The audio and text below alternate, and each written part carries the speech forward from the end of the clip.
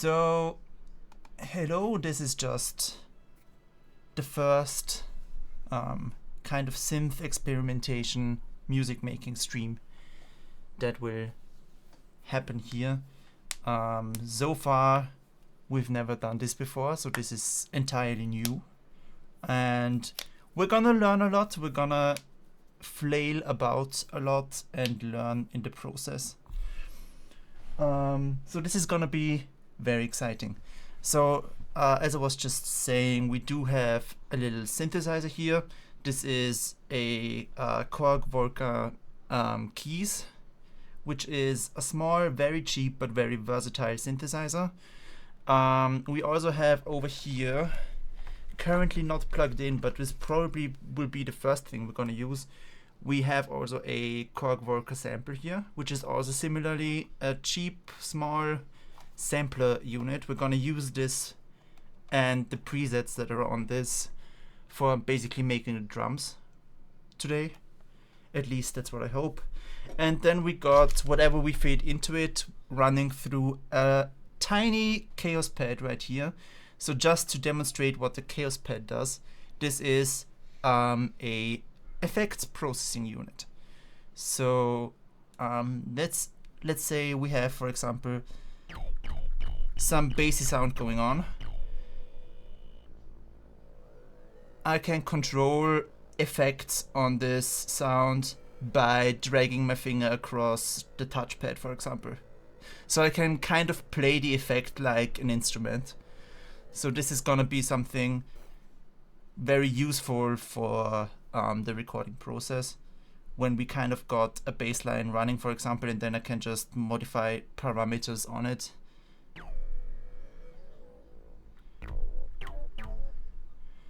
For example, we can also turn this whole, well, this is kind of right now a preset that has some bit crushing on it and filtering and stuff like that.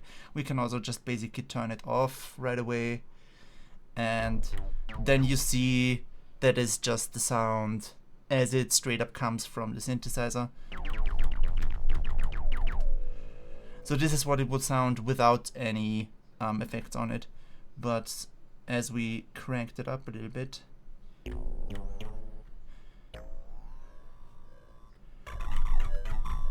you can see that you can create quite some messy sounds with this. There is also there are many features hidden within this thing, but one of the things that it's got going for itself, hello by the way, hello in chat, thank you for coming by. I'm gonna show you just real quick, is you also have a little bit of an ability to play around with time. So I do have a little tiny bassline set up here on memory slot 2. So if we, hold on, let's just turn this off completely right now. This is how it sounds like clean.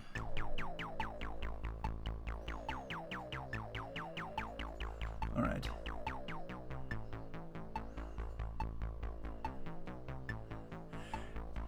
Hello, hi.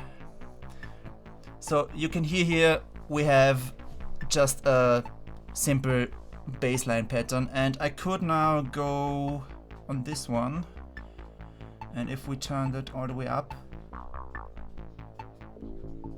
that's not the right one. I think that is. I see what happened. I forgot to save it. So yeah, let's go to 103 here. But I want to demonstrate this just real quick. If we go here to the looper effect, there we go.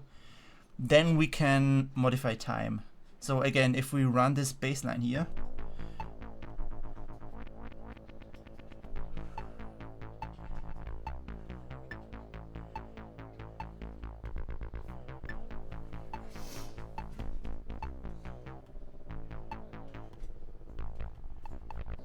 so this immediately makes this whole thing very interactive and weird and you know, kind of cool for if you want to punch in some effects very quickly and on the go. So we're gonna be using that looper effect here, I think, a lot. We're also gonna be using this here for basically everything that we need in the song, for bass line, chords, lead synthesis. I think this all works very well with this tiny machine here. And we're gonna use the sampler, the volca sample here for the drums. And I think we're gonna do that first. So I didn't prepare anything in particular yet, but let's just for now turn off this thing. And oops, that's wrong. Don't break on me. Tiny thing. This is just a power adapter.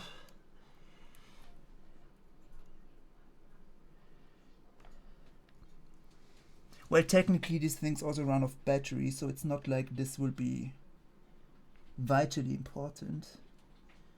But I wanted to get the power cable here just in case we run out of battery. It can happen. But now I can't fix the freaking cable. Dear God. Okay. Let's just run it without power then for now. Okay, fuck it. We can fix this later anyway. So yeah, I wanted to replace this box here with the other magic box.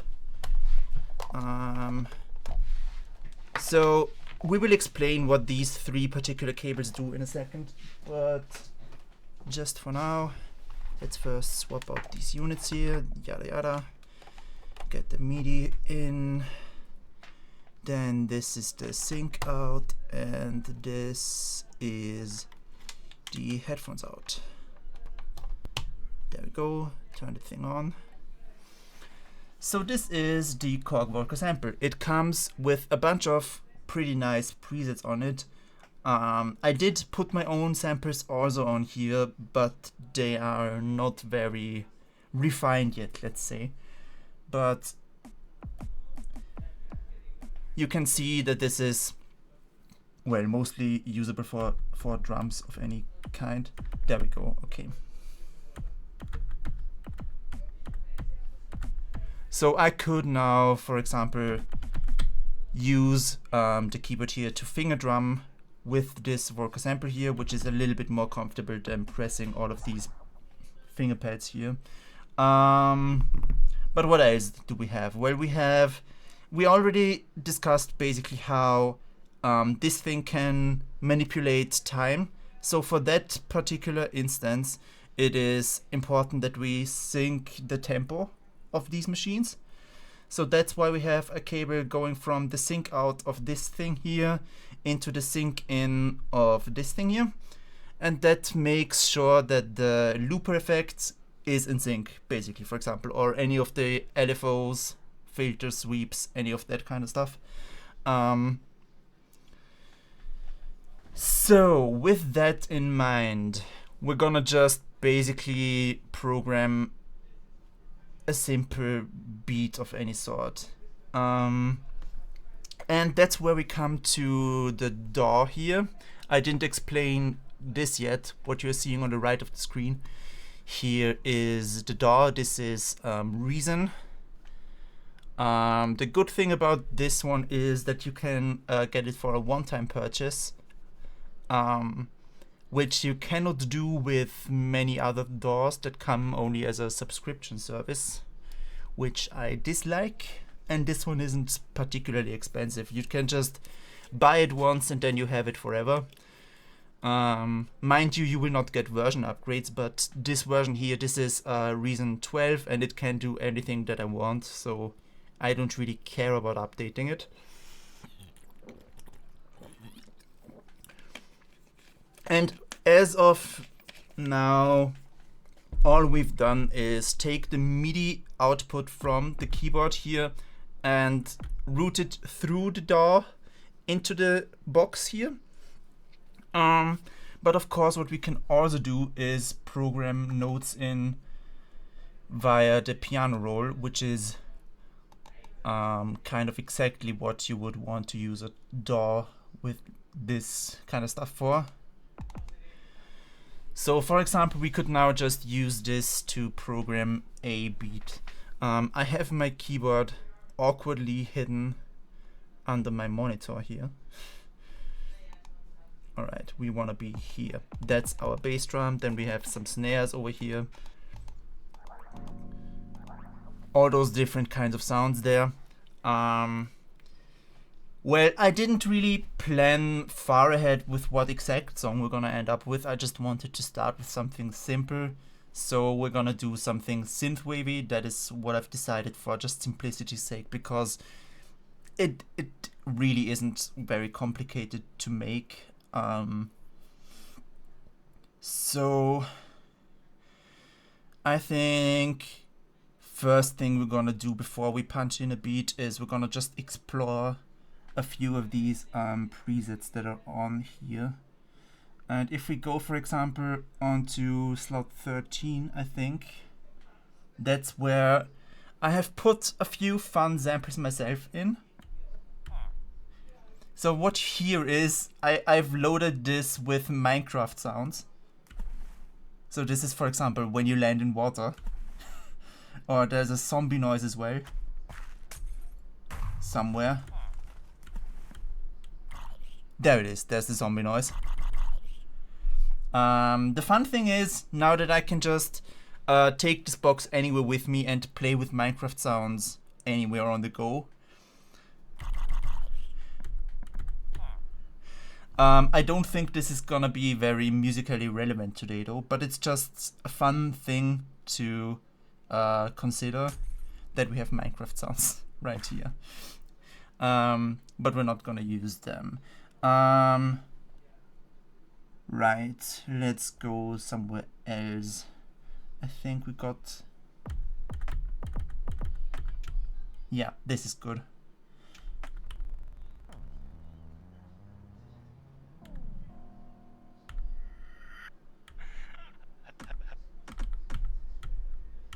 Alright, so that's the sound that we have in this preset.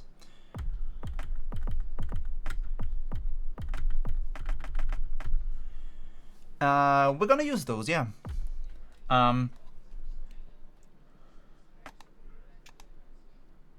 First thing I think we want to do is get a few hi-hats down. So we're gonna take the pencil here and drag those notes into place. Hold on, we also had this sound here. We're gonna put that one in here as well.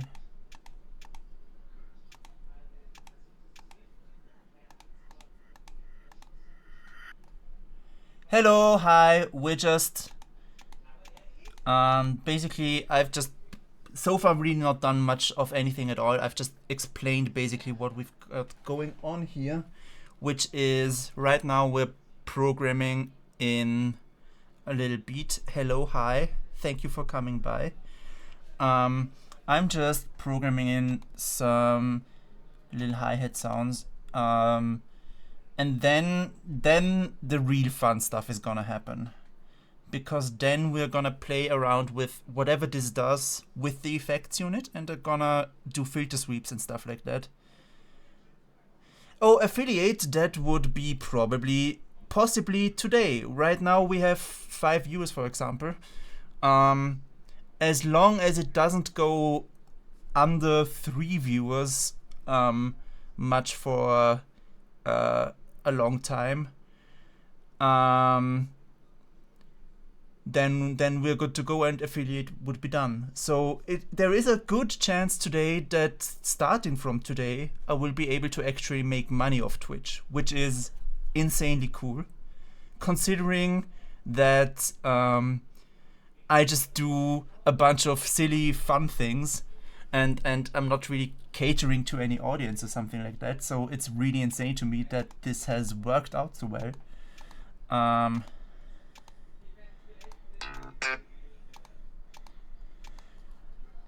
I don't know exactly what I'm doing here. I'm just gonna program in a few notes here, and then we're gonna play it, and then we're gonna play around with it. Let's also add the snare sound. Hold on, the snare is here.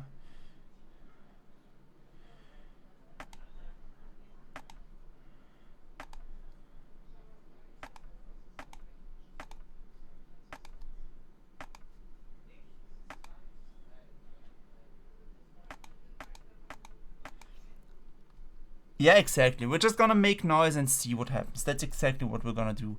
So now we're gonna run whatever this is. It might sound completely bonkers or it might sound very good. We will see what happens.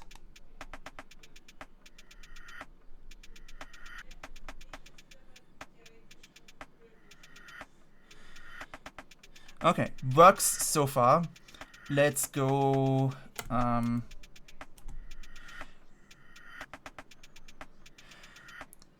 Now that we have a beat running in the background, this is where we can start doing the fun things. For example, we can now put some effects in.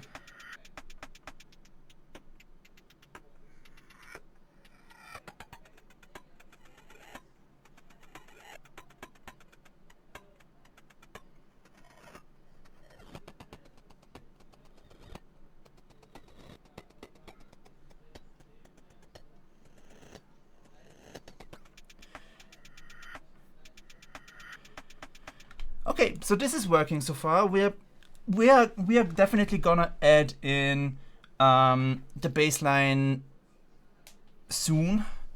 So I think what we're gonna do now is we're gonna let this this here beat run for a while and just record some playing of the effects on here. And yes, I agree. I agree. It sounds a little bit like a wheezing CPU beatboxing. I think that's a promising start, actually. When I punched in those notes, I didn't know how it would sound at all. So I'm glad that it's kind of worked out. All right. So hold on. Let me check again real quick. Right. This is coming in on audio track 1. So now let's record this. Let's actually hold on. Let's go into the future here a little bit. Let's say we do 16 bars for now, right? Like this. Then we close the media editor and we're gonna take this thing and just copy paste it a few times. Whoop whoop whoop. There we go. Hold on. We need this one to go here. There we go. So now when we start recording, first of all, the cursor will move in between those left and right looping points here, and will then start recording over itself again. So we're just gonna we're gonna delete this because this was just a silly little practice exercise from yesterday. Right, let's just try and see what happens. Let's disable the looping for now though, because then it will not overwrite at the end of the thing. So I think this will sound a little bit better if we keep the looping off for now.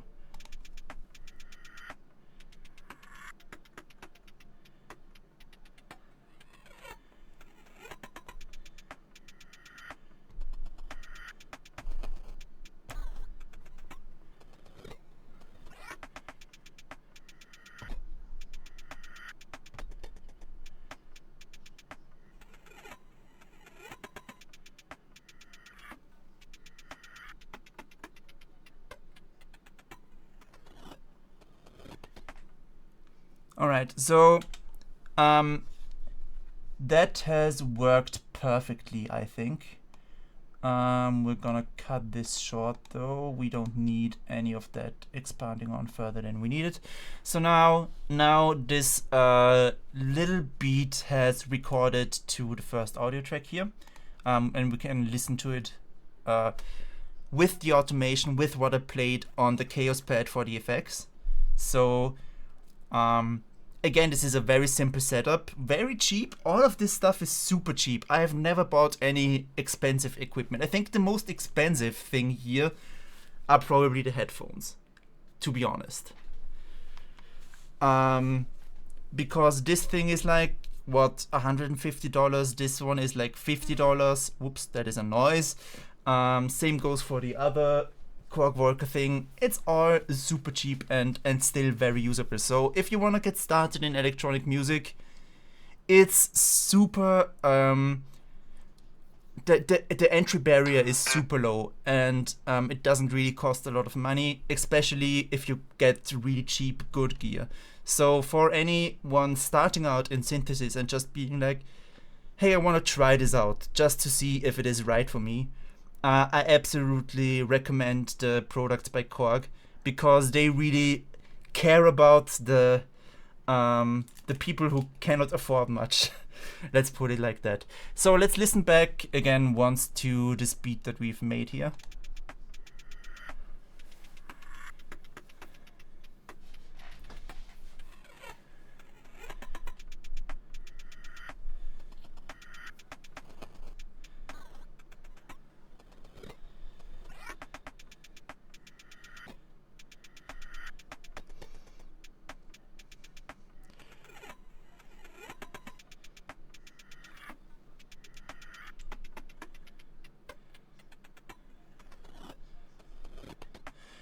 Yeah, I don't think there are any big problems or anything with this. I think we can just straight up move on from that. So we're gonna disengage the recording on this thing here. We're gonna add a audio track right there. Hold on, can I drag and drop you around? That would be awesome if I could do that.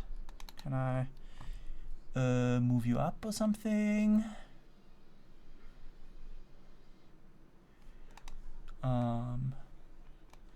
I wanna move you.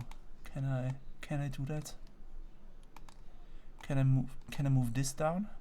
Oh, there we go, on the side. I just have to grab it on the side. Okay, let's name this track hi-hat, even though it also contains the snares, but you know, it's just some reference to what it is. You know how it is. Now we're gonna do a bass drum. I do want this to be on a separate track because I want this to be unaffected by the effects that we've entered so far. That's why we're doing this like that. So recording is enabled on this thing. Let's for now just get rid of the MIDI data here and create new ones.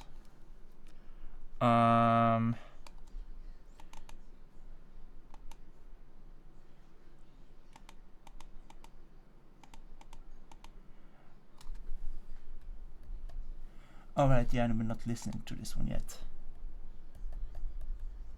Hold on. Oh yeah, we gotta select stereo input and this one here. Yeah, there we go, now we hear it. Okay, good. So now go here. There we go. Now let's enter a bass drum.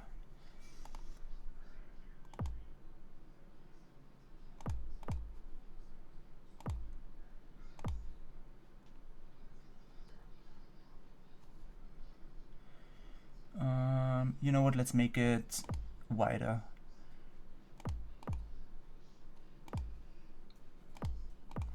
I think this is good enough. Now we're just gonna copy paste it over and over again. Right, like this. And next thing we're gonna do is we're gonna just play and see how it sounds.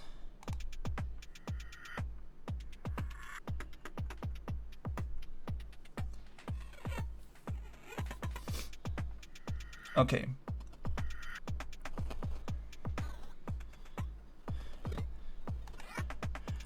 Let's enable loop for now. So I immediately notice a few things here. So one thing is I want this sample to be tuned lower. So we're gonna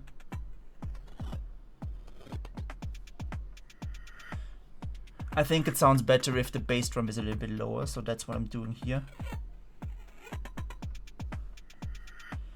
Right. Then again we got this effects unit, the kaoss pad right here.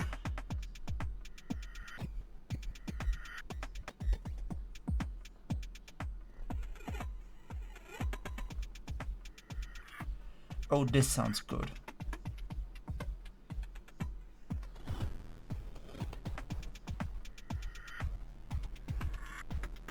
Okay, if I press the perform button while I'm touching the touchpad, it will hold the position on the touchpad, so it will act as if I would be still pressing down on the touchpad. So that's why, even though I'm no longer here, it's still distorting the bass drum right now. I think distorted bass drum sounds very good, but we're gonna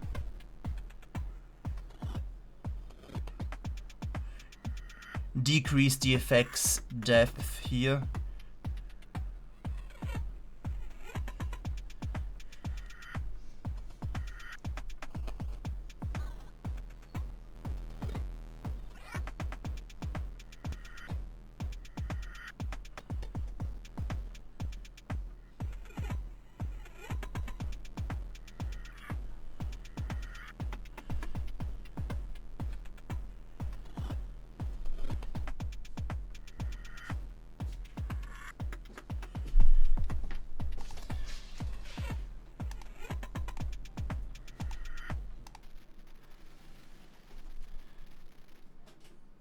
Alright.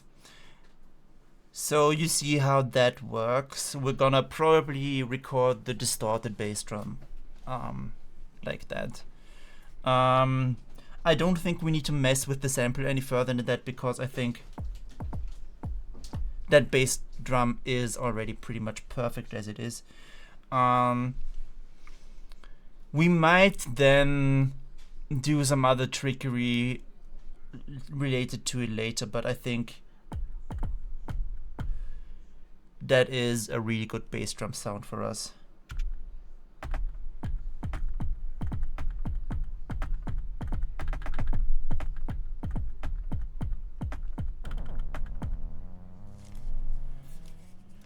So yeah, we're gonna be recording this now to audio track 2, which we can just rename BD for bass drum. You know, it's a little bit awkward to type on the keyboard right now when it is propped up behind the monitor there. So abbreviations and shortcuts it is.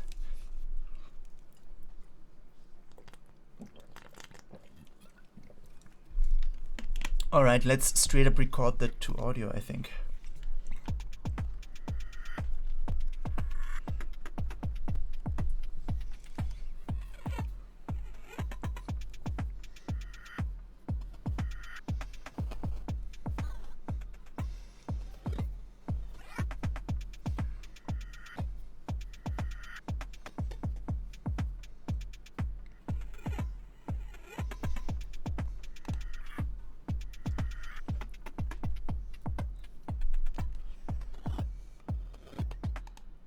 Alright, there it is. That's the drums for now. I think that is already plenty exciting, but you already said it before, and I totally agree. We need to get a bass line in pronto. So that's what we're gonna do next. So this thing has for now served its purpose. Goodbye volca sample. We're gonna set you aside for a second and instead bring in the volca keys, which is, you know, having the same form factor, basically the same price, but having an entirely different purpose, which is, in this case, any kind of sound synthesis. So this is a powerful analog synthesizer. So what this can do, basically, whenever you talk to a synth nerd, and they would just sing high praise about anything that has like an analog filter built into it, especially a good one. And this one does have one right out of the box. Let's start this, power this machine up. There we go, it does a little nice startup animation. And then we can just play it like a bass like we did before. Hold on. Why does it not make sound right now? Why do you not make sound? Silly goose.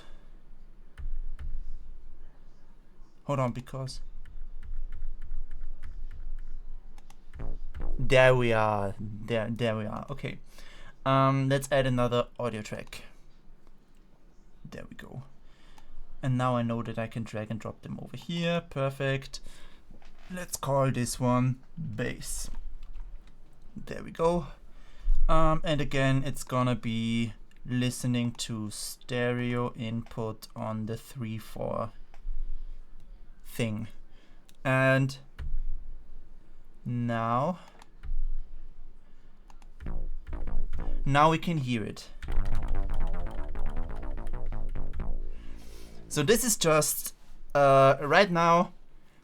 Let's quickly go over these functions here. Right, you have 4 sections here divided into columns. So I'm gonna teach you a little bit about synthesis at its very basic. So we got, well, first of all, we got this knob here, which just changes the octave for the keyboard on board. So it doesn't really do much of anything for us right now. So we ignore this big knob. This knob here switches between what kind of playing mode you want. So right now it is set to, I think, unison, which is some kind of situation where you only can play one note at a time. So this is a monophonic mode, but you have a detune knob here, which will control the unison detune parameter. And you basically have other options for detuning as well. And there is there are 2 poly modes. One is poly and one is poly ring. And these will allow you to play multiple notes at the same time. So this is therefore kind of a polyphonic synthesizer, which means you can play multiple notes at the same time. But this is called paraphonic because they share the same filter envelope. What does that mean? That means we're gonna test it out basically right away. Let's quickly switch this over to poly. And you hear that I'm playing multiple notes at the same time, but the filter will trigger whenever a new note is added. So even though this note has already basically resounded through its entire life cycle, it will sound again once I press another button. That is essentially what paraphonic means. So for recording chords, you know, something like that, we're gonna switch to the poly mode then.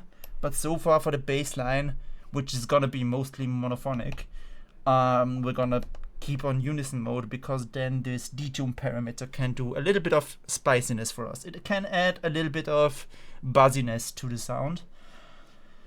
So that's what that does and what the detune knob does. We also got a portamento node, which we're not gonna use yet. That enables basically to glide between notes. So if we turn that all the way up real quick, I can play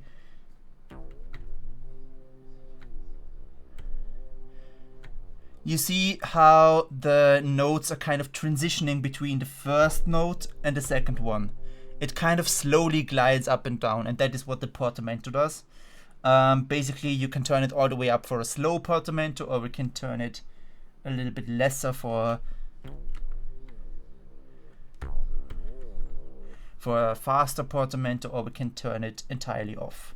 And then there is no gliding, then there are just these distinct notes.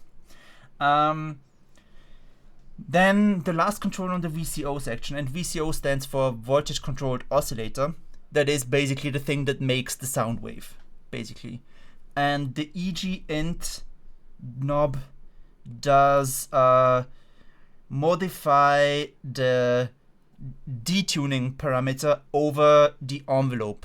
Basically, the envelope of a sound is you often hear the volume rise a little bit and then stay at the top volume and then fall off slowly. So this kind of curve that the note takes in volume, that's called the envelope. And this envelope can be used to control the filter or the oscillator in that case. And if we would turn it up, it would mean that you see that the pitch of the note now drops. It starts out at a higher pitch and then goes lower over time. So that is what the EG int knob does. On its own, it wouldn't do much at all if we didn't have the EG group over here, which is the envelope. We have an attack parameter, a decay and release, and a sustain.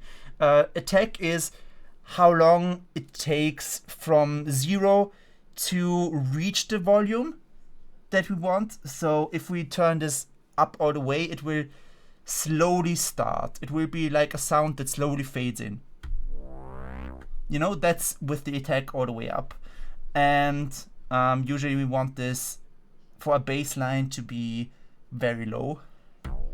It can add a little bit of punchiness to it if we have just a tiny smudging of attack to it. Yeah, we might play around with the attack time later when we go to the lead synthesis part for a bass line that is supposed to sound slappy and bam. It is not what we want. But I think I'm just gonna go over explaining all of these parameters to you so that you know what all of these things do, because it really isn't rocket science or anything, but it's just so fun to have the sound playing and then you turn the knobs and it morphs the sound completely. Like, that's especially fun when you play around with the filter. That's so fun to do.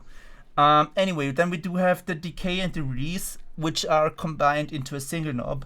Often in software synthesizers and stuff, you will have them as separate knobs. But this controls the falling out of the sound. So if we have this all the way up, well, we have a little bit of decay and release on this right now. You definitely notice how it is the loudest at the moment that I press it, but it slowly, a little bit slowly goes down then. If we turned this up, it would be more noticeable.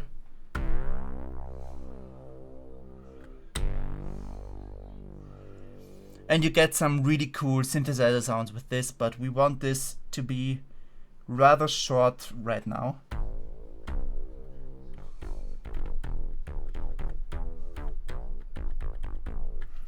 Right, and then we got the sustain, which is, if I remember correctly, how long it will take to fade out. So if you turn this up all the way, it will be a long note that continues on forever and ever. If you turn it on short, then it will just be over as soon as you press it, basically.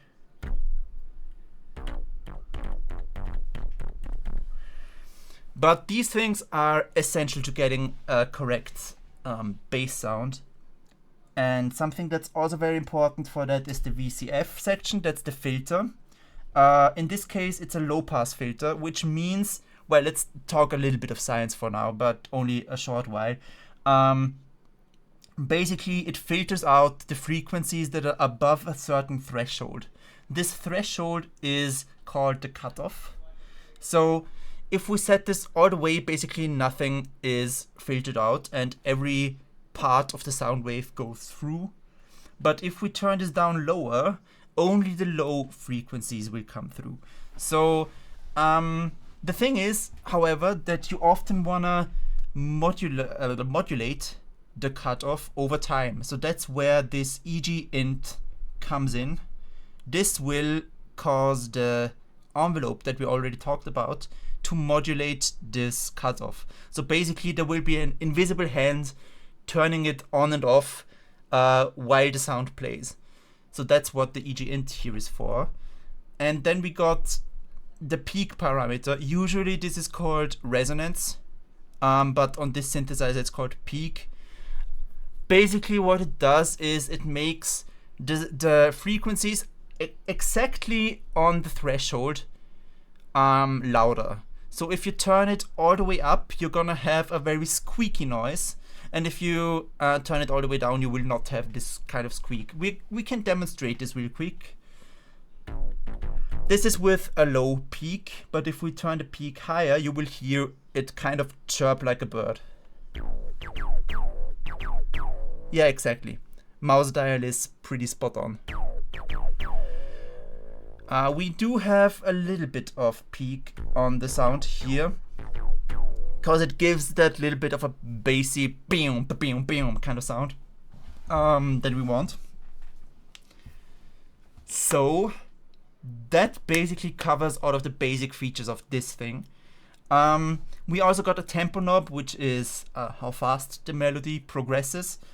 We got 2 delay knobs over here, which is the time and the feedback. The feedback basically makes the delay effect louder, and the time, well, you can time travel a little bit.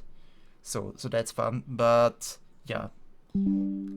Anything else on here is basically for where we do have a switch between a sawtooth and a triangle wave and a square wave for the LFO.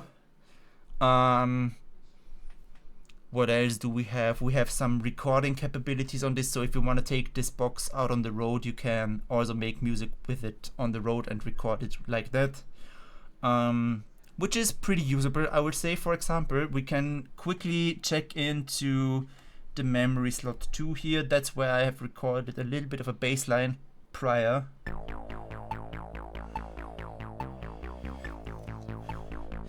It's just a very simple bass line, but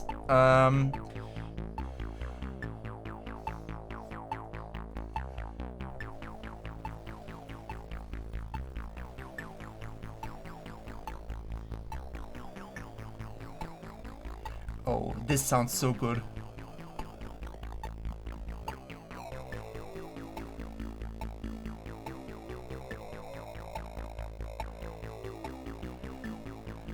Okay, I am liking what I'm hearing. The question is now, does the tempo of the DAW sync up with the tempo of the bassline on the machine? If yes, that would be awesome, because then we could just straight up record that bassline as it is.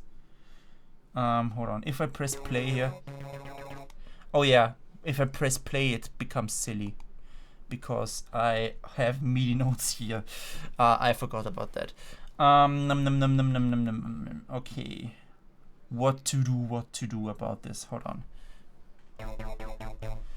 That is the tempo of this thing. So if I go here and play this real quick. Okay, I don't think we can use the sequence in the synthesizer, sadly, but we're just gonna punch in the notes basically as they were. So let's just get rid of those MIDI notes over there and add in a bass line like so. Let's give this about 4 bars before it repeats itself. We definitely want to start low.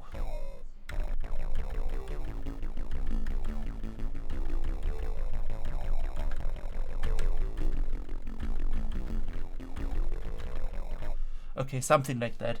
I could now also just record my manual playing onto the DAW, but I think, I mean, we can give it a shot, I suppose. We'll do a pre-count so that I can time this correctly. We're gonna record the MIDI right now.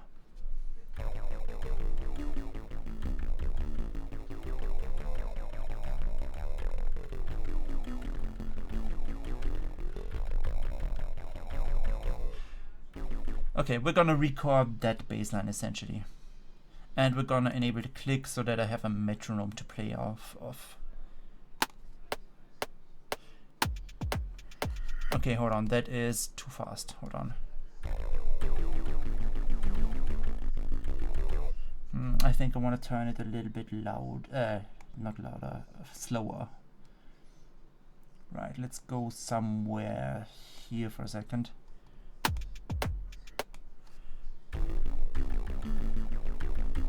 Yeah, I think that's appropriate. Okay.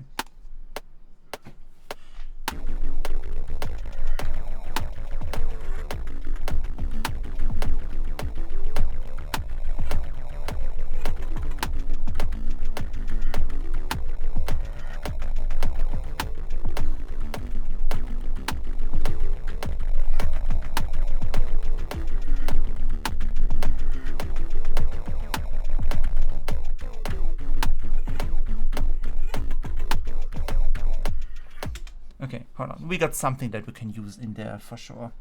Let's, first of all, I want to select everything and put it back to the start here. Everything. Is that, hold on. Mouse cursor. Can I select it all, please? Yeah, there we go. And we're gonna move you all the way here.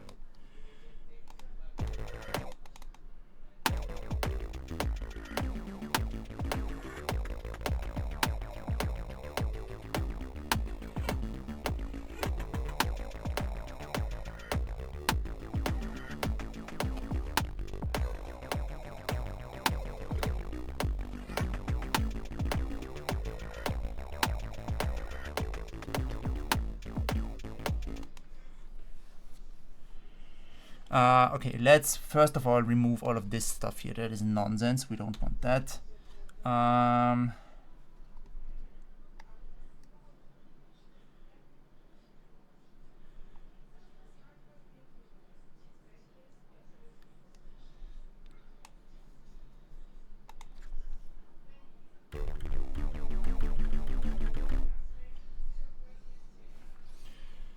Okay, let's do this one again from here on now.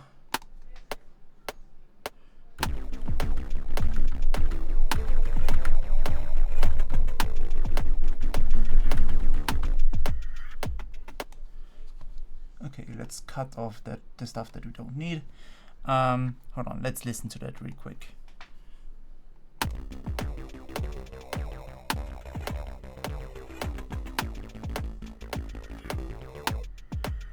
All right, and some of the stuff was completely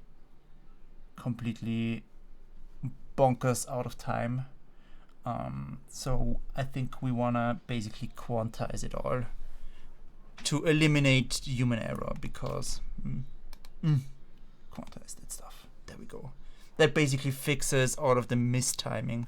Now let's listen to it and see if it still at least sounds kind of human.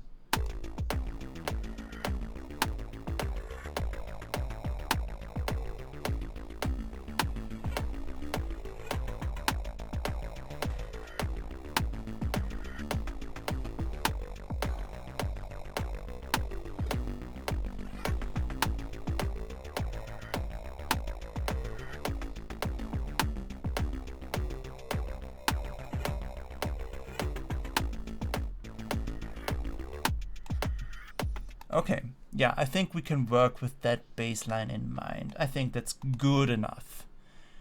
But then, hold on, I forgot that we still have three more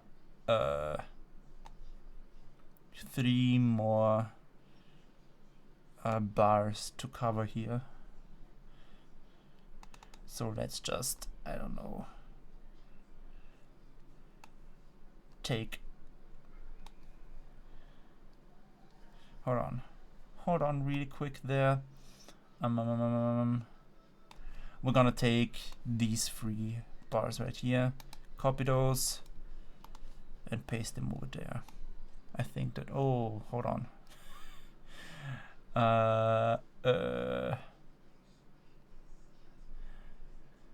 Yeah, we will paste you right here. Paste. And then we'll paste them again. Fuck it. And let's see if this sounds like something. You know, it might. It might not sound stupid. Let's see how it goes.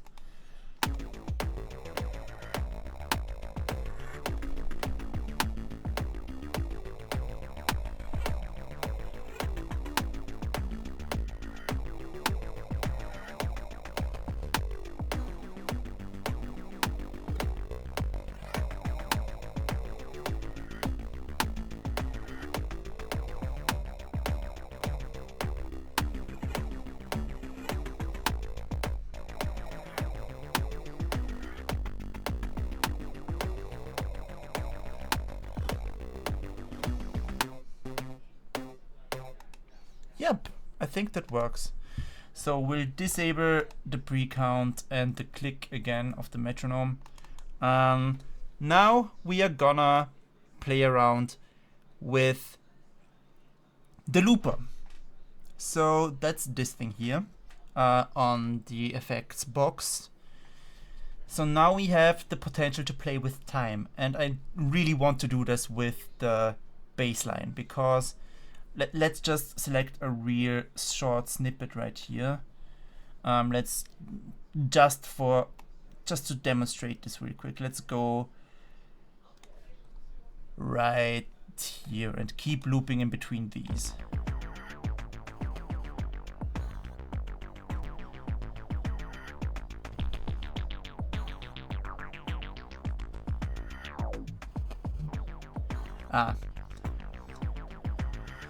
I see what happened. I again forgot to save, so we'll just quickly switch this to... There's the looper. There we go. There we go.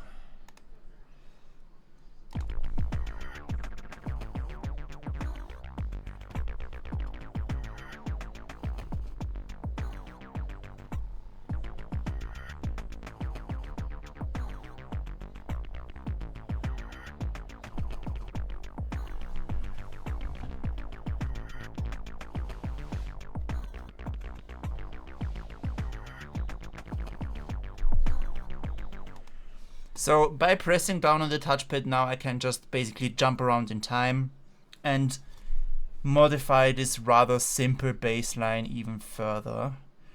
So that's what we're gonna do. And another thing that I want to do is add a second effect here and put a little bit of distortion on that thing. I think we, for example, have a fuzz distortion right here. Okay, ring modulation is also fun.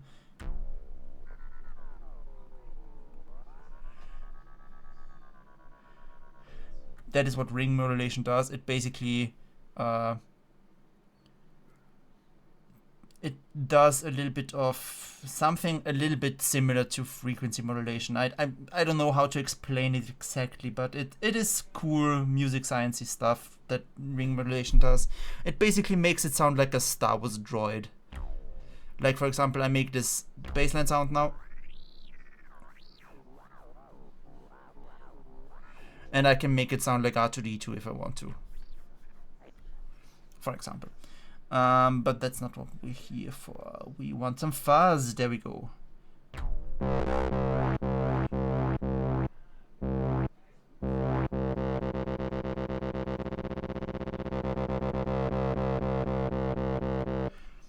And the thing about the fuzz that the thing about the Chaos pad in general is that you can layer effects on top of each other. That is the cool part about this. That does, however, mean that the controls for the effects will necessarily overlap. But there is a way we can combat a little bit of this, because I do want to be able to go up and down on this thing to control the looper without controlling the volume of the fuzz. And strictly out of the gate, that is not what's happening. So we gotta go to the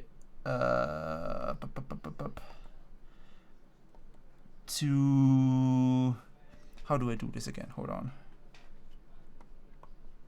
Right, there we go. That's tone, depth, gain. We want gain to be controlled by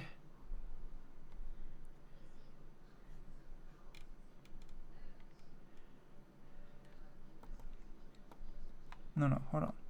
Go here. That is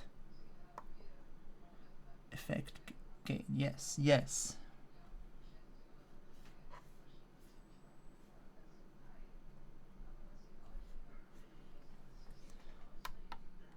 Ah, there we go. We want this to be assigned to the FX depth of the thing. So that's where we go now. And now if we go back here,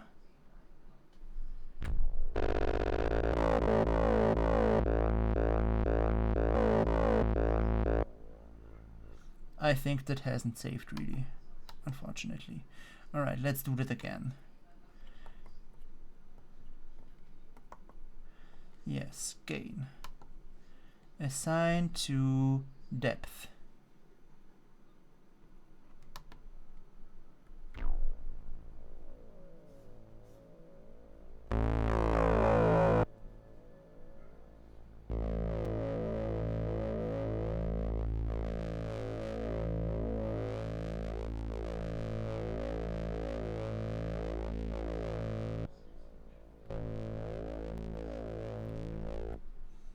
Okay, we're getting somewhere.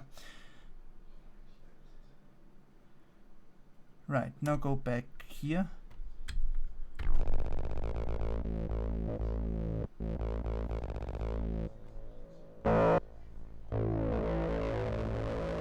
Okay, now we did it. Okay, that's good. We have now assigned the depth of the fuzz, the gain of the fuzz to the effects depth. And now the Y parameter of the touchpad is free.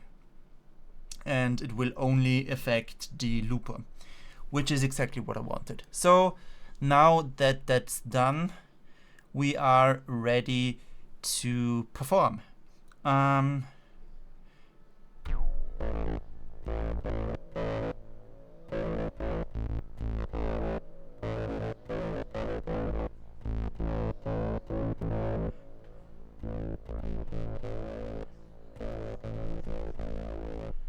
All right, let's just do a test run for now.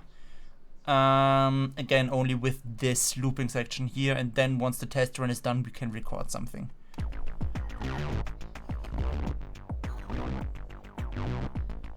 Okay, lower the effects depth for sure.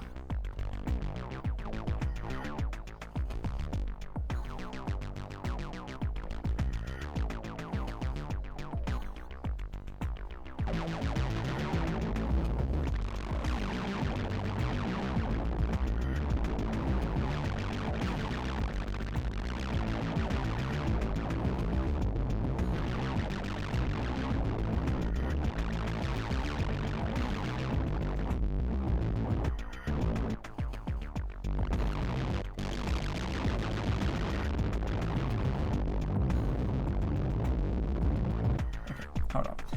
I think we need to fix one more issue here. And the issue is that the effects depth controls something on the looper now, which I don't want. So let's go edit FX1. Let's see.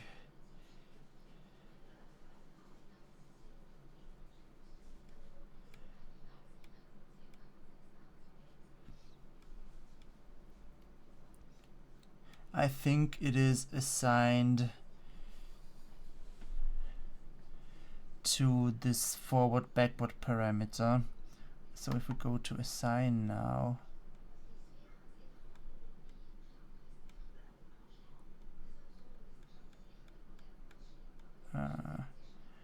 value, minimum, maximum, curve, polarity. Let's assign a value. Something like here, yeah, that's good.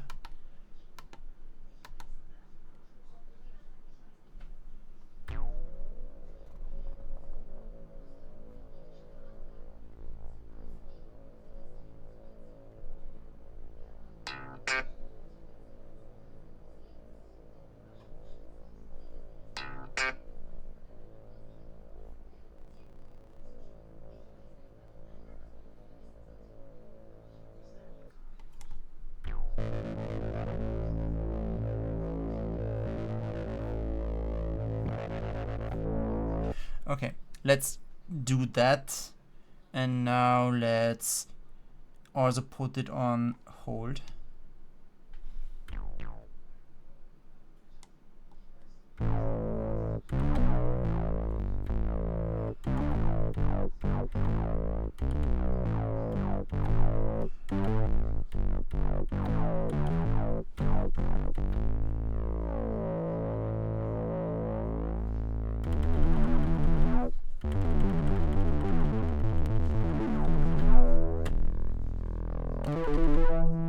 Alright, enough fooling around.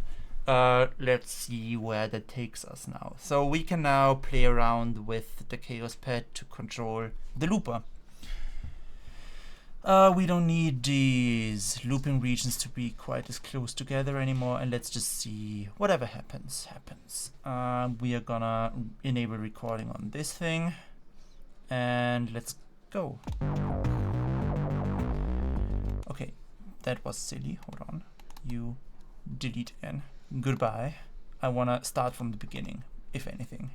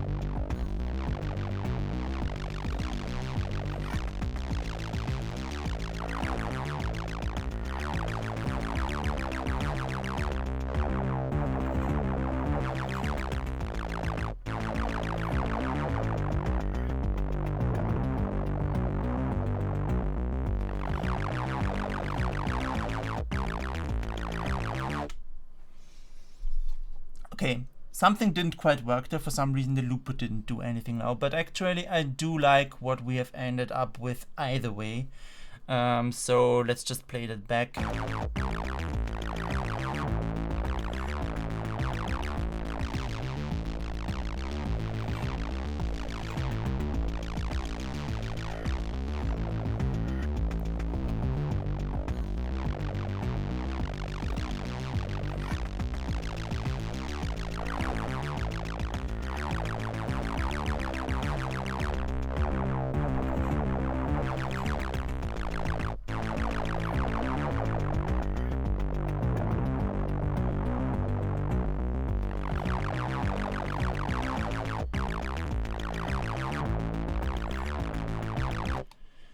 Okay, simple enough. So let's think about things for a second here.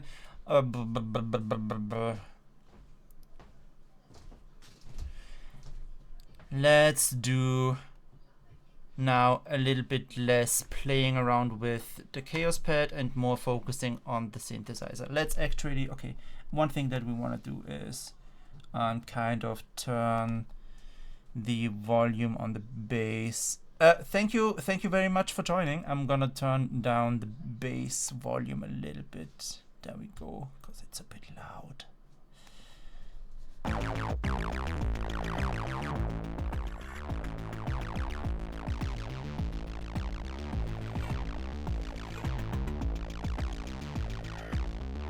And we wanna bring the bass drum up a little bit. There you go. There's probably a smarter way to do mixing and stuff like that, but we're gonna do it like this. All right.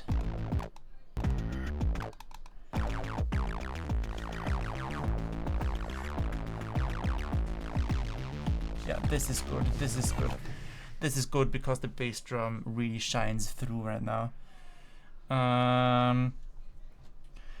Let's do something else. I wanna add a little bit of insert effects magic to the bass sound. So we do have some things, and this is now where we get a little bit more into the depths of Reason as a DAW, rather than just the effects that we have on board here.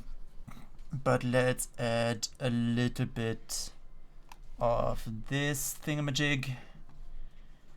Turn down the wet signalness, and then let's add a little bit of reverb. Where do we have? Okay, echo is good. There we go. And again, just turn down the dry wet signal. So if we want to listen to how that sounds right now, it sounds nothing. Hold on, because we are not here.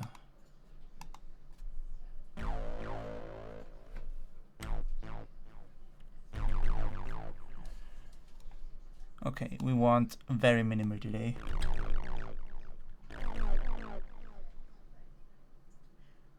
Actually put it on chorus.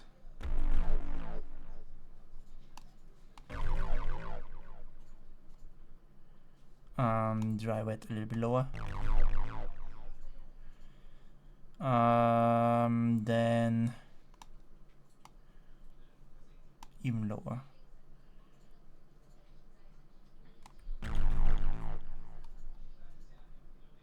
Oh, that's the echo doing the thing. Sure, yeah, true.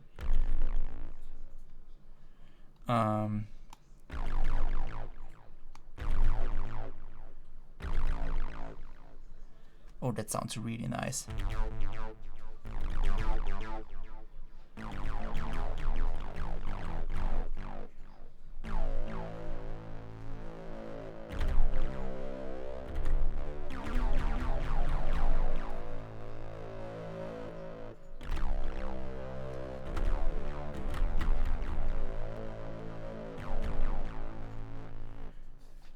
All right, let us hold on. Maybe we don't even want that echo. Let's bypass, please. Hold on.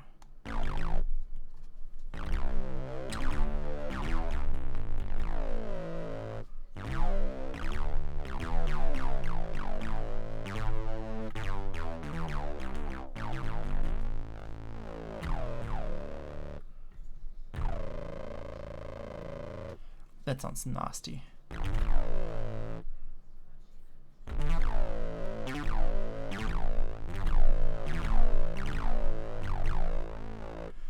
Well, you get the idea. I think that we take out the echo out of the equation. Hold on. Just this, please. Where's the keyboard thing? There it is. Yes, delete that device. Thank you. Let's see. I do want a little bit of reverb on it though.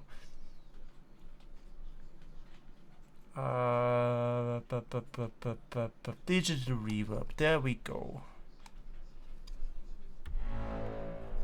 That's not quite it. Turn down that thing.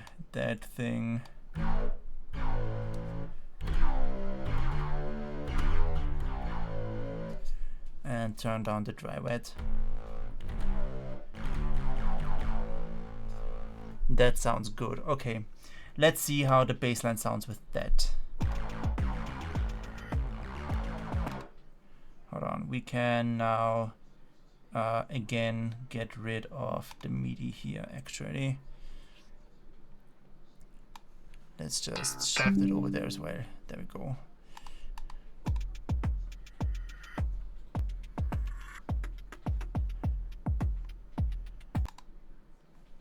Huh.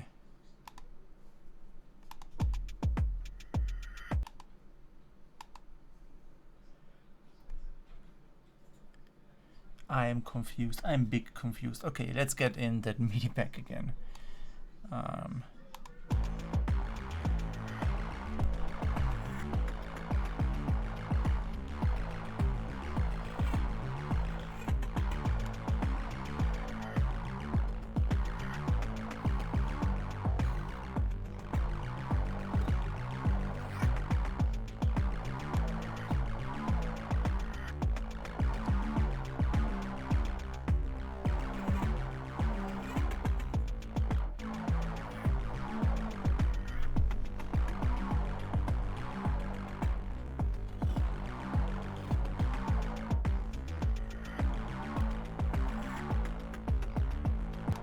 Alright, so why then do we not hear anything of you?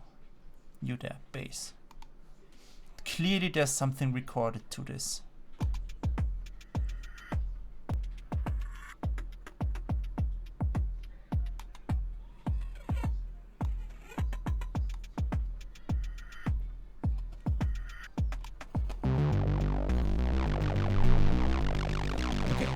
So it clearly is there.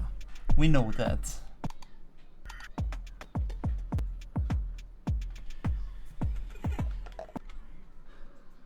What silly thing are you playing with me?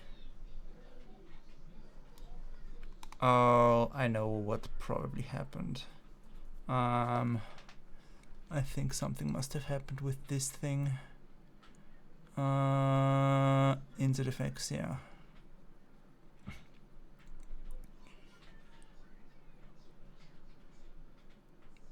No, this all looks actually very good.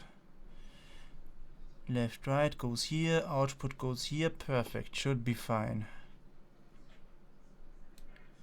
Alright, it's not the effects chain then.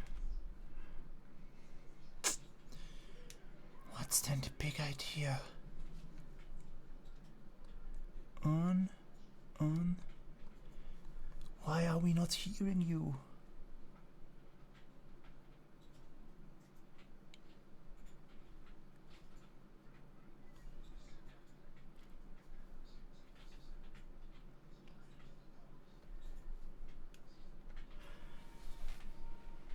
You silly goose.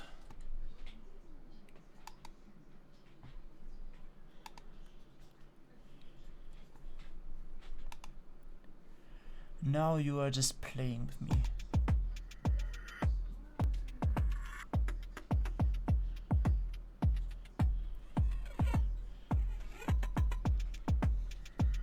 Well, you know, that has worked so far. But the bassline doesn't show up anymore. Let's just drag down this thing over down here for what it's worth. It doesn't do anything either. Okay, cool. Great. Love to see it. Let's just for now add a new audio track, I guess. And you go down here. Will that play? Yes, it will.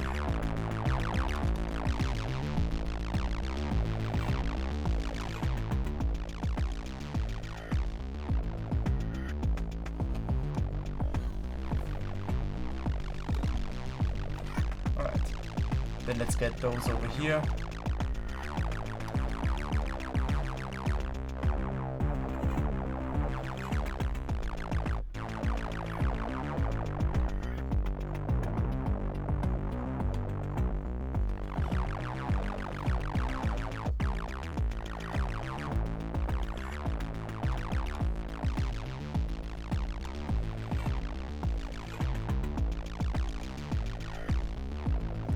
Okay, well, for some reason now these effects don't apply to the thing.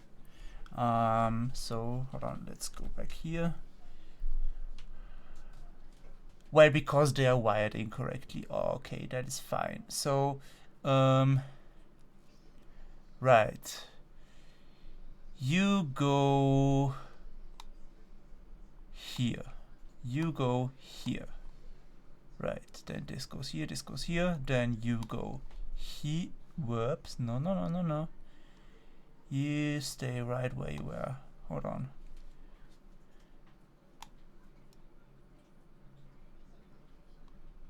You go here, that is fine. Now, you go here. Hold on, no. Output, here, there you go. That's the one, and now it should work. And it does.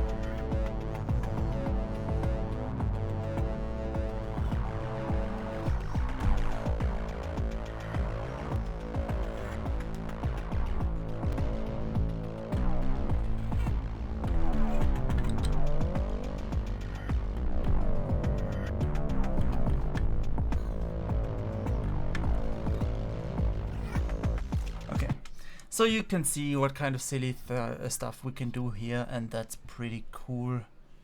I think that is enough experimentation for today. I will definitely upload whatever we did ASAP, because this has been fun playing around with all of these synthesizer things.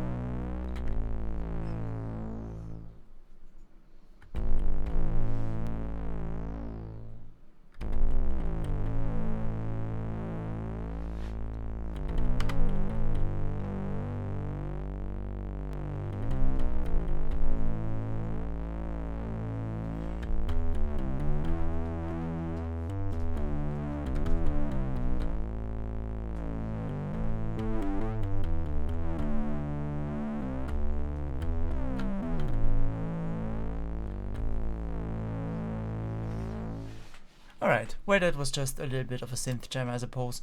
From here on out, we're gonna do something else. It was fun. We're gonna continue this another time for sure. This time, so basically the thing is, this was the first time that this happened, right? Now I know what to expect from a stream like this, what kind of stuff we can do. I think we will revisit this specific project, maybe rework the bassline, because I'm not entirely satisfied with it. But